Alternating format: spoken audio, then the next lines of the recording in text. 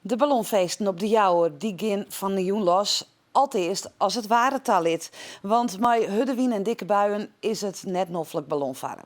Verslagjouwer Berber Hania is op de Jouwer bij die ballonfeesten. Nou ja, Berber, binnen de omstandigheden op dit stuit goed genoeg om die ballon de lucht in te litten? Ja, dat is heel spannend. Het is nou al een stuk beter als een Jel Oerelien. Want toen praat ik met Daan Elfring. Hij is een ballonvader. Hij vaart de hele wereld rond. Dus hij had er wel wat doel over. En met hem zeg ik even naar de wolken. Daan, komt het nog wel goed van de Jonas? Ik hoop het. Ja, nou, momenteel hebben we wat te maken met wat regen en wat lage bewolking. Maar het zal vanavond wel wat droger gaan worden, hebben ze het over. Laten we hopen dat het zo is. En dan hoop ik dat we de aanhanger open kunnen gaan doen en dat we kunnen gaan ballonvaren. Ja, want die laaghangende bewolking, dat is... Ja, dat is op dit moment ook nog een lastig iets. Want als je dus nu omhoog gaat, dan vrij de bewolking zo laag dat jij gelijk in de bewolking hangt.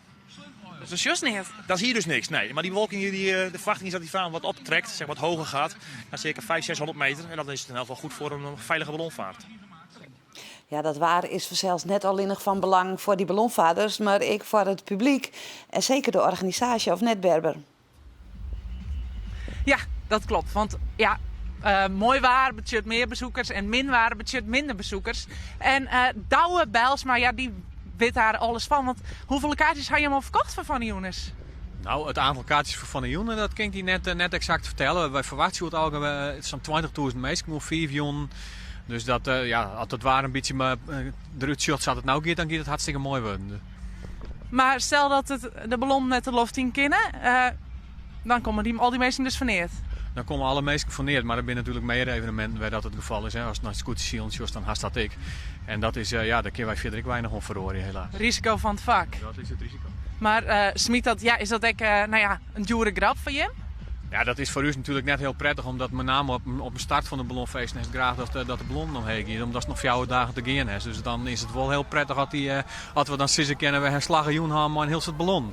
Maar je wordt weer de spannend, hè? We joggen uit naar 4 wat mooiere dagen. Nou, we joggen wel uit naar mooiere dagen inderdaad. Dan is het inderdaad wat oer een buiken hier en daar. Dat wie nou een buiengebied wat onze kant op kwam.